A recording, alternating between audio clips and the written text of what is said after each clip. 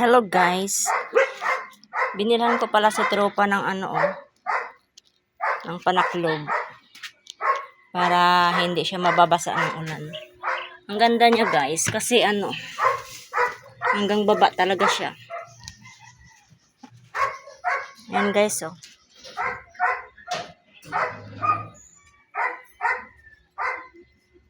Para hindi mababasa ang aming motor. Ayan.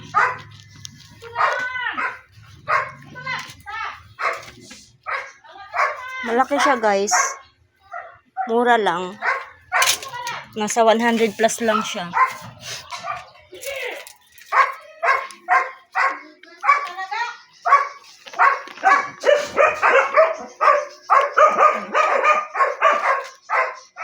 Hanggang baba siya guys.